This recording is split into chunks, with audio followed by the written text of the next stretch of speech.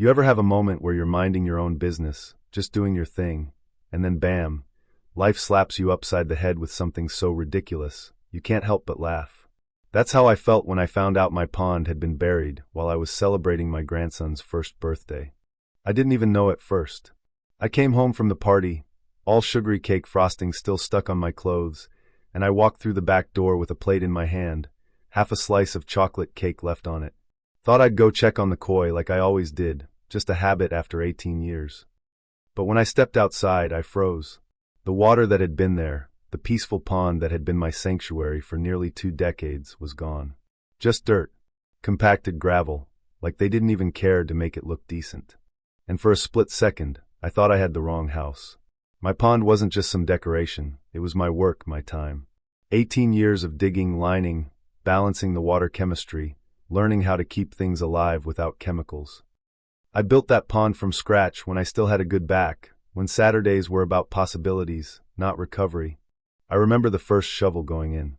My wife, Linda, laughing at me from the porch, saying, "You're really doing this, huh?" And I said, "Yeah, I think I am." And I did. Slowly, one weekend at a time. It became something. Alive even. Not just fish, but a whole system. Dragonflies in the summer, frogs in the spring, koi, bright orange, white, gold, gliding through the water like they had somewhere important to be. It was calming, like the pond itself could quiet the noise in your head. And now it was just gone. I dropped the plate without even noticing. Chocolate frosting face down in the dirt, like it belonged there more than my pond. I pulled out a sign stuck in the gravel. Unauthorized water feature removed. Mosquito hazard eliminated. I actually laughed. Not because it was funny, but because it was so stupid, it didn't make sense any other way. My pond had a filtration system better than half the pools in the neighborhood. The koi did a better job keeping insects at bay than any pest company around here. But that's the thing about people running HOAs. They don't care how things work. They care about what looks good on paper. And on paper, anything that isn't chlorinated water is a hazard. I stood there for what felt like forever, just staring at the dirt. 18 years of my life erased in a single afternoon, all because I was out buying balloons and watching a kid destroy a cake. Then I heard a voice over the fence. It was Carla, my neighbor.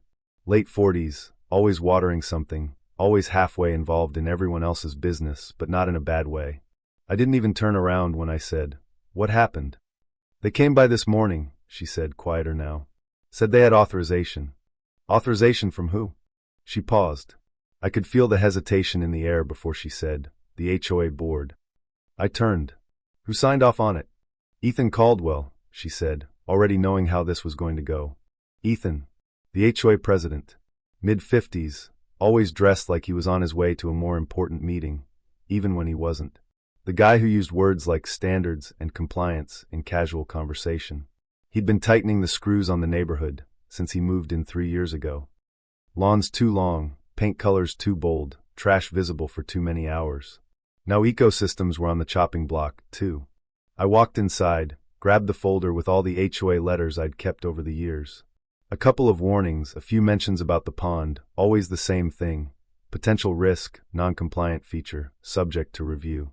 They'd been circling it for a while. I just didn't think they'd actually go through with it.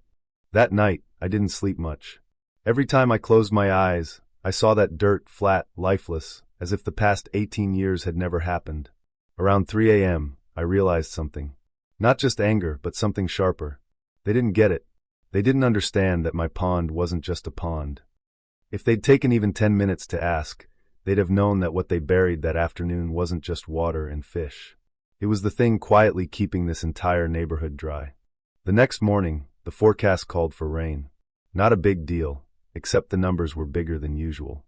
3 inches over the next 2 days, maybe more. Normally, I wouldn't think much of it, but this time there was nowhere for that water to go.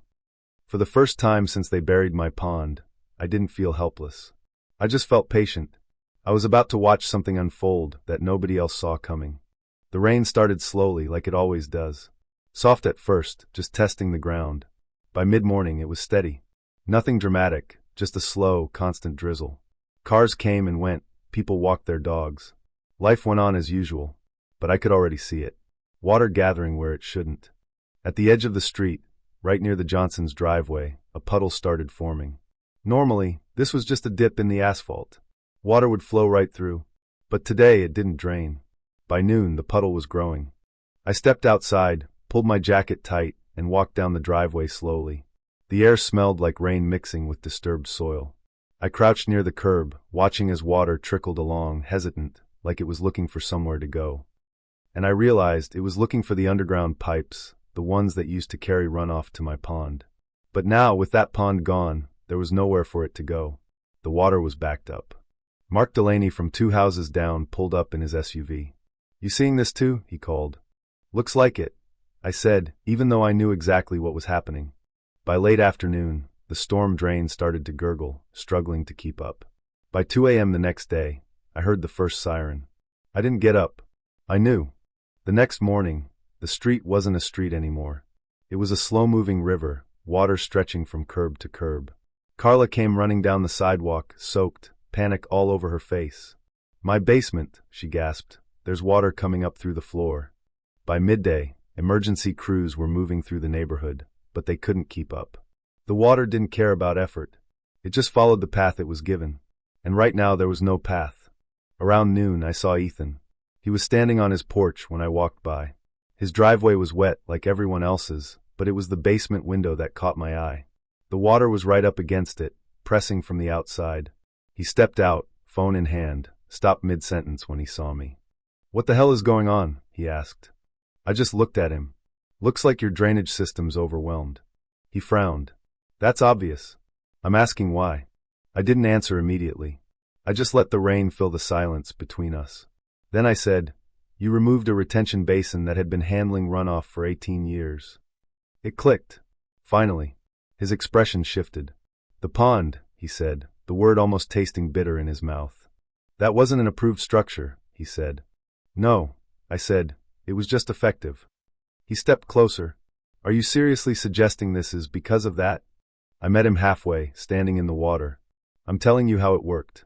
He laughed, but it was the kind of laugh you make when you don't want something to be true. "That's not possible. We have municipal drainage." "Yeah," I said. "And for 18 years, my pond made sure it didn't get overwhelmed." For the first time, he didn't look like the man in charge. He looked like someone who realized he'd made a very expensive mistake. He didn't say anything after that. He just stood there, staring at the water, until finally, he turned and rushed inside. The next few days were messy, not in a cinematic way, just real consequences. People tore out drywall, insurance adjusters walked around with clipboards, and Ethan kept his distance. The neighborhood changed. Not overnight, but enough. People started paying attention to things they used to ignore. Turns out, drainage and landscaping matter more than paint colors and mailbox styles. Ethan? He stayed president, but he wasn't the same. I'd catch him standing at the edge of the pond, just watching the water. I think he was learning something. Or maybe remembering what happens when you mess with something you don't understand. Here's the thing, I didn't flood the neighborhood. I didn't touch a single pipe. I didn't sabotage anything. All I did was nothing. I just let reality catch up with people who thought their decisions didn't have consequences. And that's my lesson. If you destroy something you don't understand, and the consequences were always going to happen anyway, is that revenge? Or just reality catching up? Let me know what you think.